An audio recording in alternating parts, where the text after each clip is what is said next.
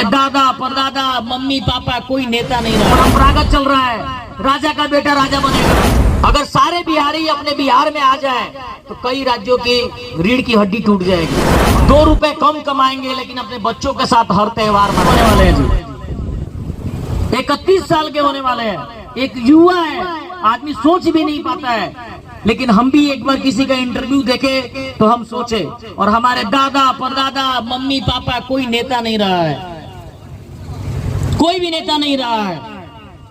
आप लोग सोचो नेता में क्या हो गया है, राजनीति में परंपरागत चल रहा है, राजा का बेटा राजा बनेगा। होता है कि नहीं होता है जी? कोई अगर मास्टर है, टीचर है, तो उनका बेटा क्या बनेगा भाई?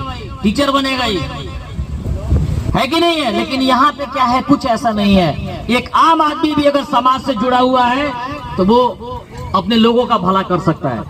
उसके पास कई सारे ऐसे मौके हैं जो लोगों का भला भी कर सकता है। आगे हम आपको ज्यादा कुछ नहीं, बस इतना जरूर कहना चाहेंगे आपसे कि आज तक हमारे पास तीसरा विकल्प नहीं था। कभी बीजेपी, है कि नहीं, तो कभी आरजेडी, कोई अलग मौका नहीं था। मतलब नाखुश होके भी हमको इन्हीं 2 जगह पे जाके वोट देना पड़ता था। लेकिन आज आप सभी के पास तीसरा विकल्प है, जन स्वराज का। 243 सीटों पे पूरे बिहार में चुनाव लड़ेगी ये, आज आप सबके पास मौका है। बात समझ पा रहे हैं? तीसरा मौका अब आपके पास है, पहले नहीं था। लोग कितना भी खुश नहीं थे कि चलो यार क्या करें, बेकार में नोटा बटन दबाएंगे, यानी इनमें से कोई नहीं, उससे बढ़िया किसी को दे दो। तो बहुत ही सोच समझकर और अपना वोट, बहुत कीमती है, वोट देना है। कुछ बहुत सारे यहाँ युवा हैं, हम जरूर कुछ कहना चाहेंगे कि युवाओं के लिए सबसे पहले जिले में आज तक कोचिंग एंड गाइडेंस सेल नहीं है, यानी विद्यार्थी परामर्श केंद्र आज भी नहीं है। कई सारे ऐसे विद्यार्थी हैं जिनके जीवन में, जिनके दिमाग में कई तरह के समस्याएं रहती हैं कि हमको क्या करना चाहिए, क्या नहीं करना चाहिए, तो आज तक ऐसा कोई केंद्र नहीं है। आप बड़े बड़े शहरों में जाएंगे, दिल्ली में जाइए, बड़ी बड़ी यूनिवर्सिटीज में जाइए, एक सेल रहता है। जब आदमी पढ़ाई करता है 10th तक तो एकदम फिक्स है भाई कि 10th तक पढ़ना है। 10th के बाद भी कई सारे रास्ते खुलने लगते हैं। खुलता है कि नहीं खुलता है? साइंस से पढ़ना है कि मैथ से पढ़ना है कि आर्ट से पढ़ना है। उसके बाद से आगे फिर इंटर के बाद तो और भी कई सारे रास्ते खुल जाते हैं, लेकिन कोई उनको रास्ता दिखाने के लिए नहीं है। और जैसे कि सर बता रहे थे कि हम बिहारी किसी चीज में कम नहीं है भाई। पहले आप लोग देखते थे कि कई सारे IAS PCS किससे निकलते थे? बिहार से निकलते थे। क्यों? क्योंकि पहले सरल था, पहले उनको रास्ता दिखाने वाले लोग थे। लेकिन आज भी कोई भी रास्ता दिखाने वाले नहीं है। तो आपके जिले में बात हुई है सर से कि सबसे पहले जिला परामर्श केंद्र होगा। आज आप अगर दूसरे राज्य में जाते हैं, वहाँ पुस्तकालय है, हमारे यहाँ भी पुस्तकालय है, मालवीय पुस्तकालय का नाम सुने होंगे आप। जा करके देख लीजिए कि कैसे वहाँ बुक यानी किताबों की हालत है। अपडेटेड कोई किताब नहीं है।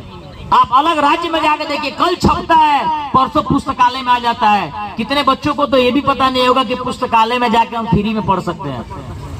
कई सारी महंगी महंगी किताबें हैं वहाँ पे जो हजारों हजार की हैं। आप जाकर के वहाँ उस किताब को पढ़ सकते हैं, अपने नॉलेज को बढ़ा सकते हैं। तो ये सारी चीजें हैं, इन सारी चीजों पे काम किया जाएगा। कई सारे यहाँ महिलाएं हैं, उनके लिए भी सर ने बहुत सारी बातें बताई, उनके के लिए भी काम किया जाएगा। बहुत सारी चीजें सर ने बताया। समय काफी हो चुका है, हम ज्यादा आप लोग से समय नहीं लेंगे, बस इतना ही आप लोगों से बात करेंगे। और एक वादा जरूर करेंगे कि जैसा सर भी बता रहे थे कि पलायन पे काम हो रहा है, 2 रुपए कम कमाएंगे लेकिन अपने बच्चों के साथ हर त्योहार मनाएंगे। मानते हैं? तैयार हैं आप लोग? तैयार है? 2 रुपए कम कमाएंगे, नमक रोटी खाएंगे, लेकिन क्या करेंगे जी? अपने बच्चों के साथ अपने घर पे रहेंगे। तो अच्छा होगा कि नहीं होगा? आप देख रहे हैं दिन प्रतिदिन बाहर में कितनी घटनाएं घट रही हैं। किसके साथ ज्यादा घट रही है?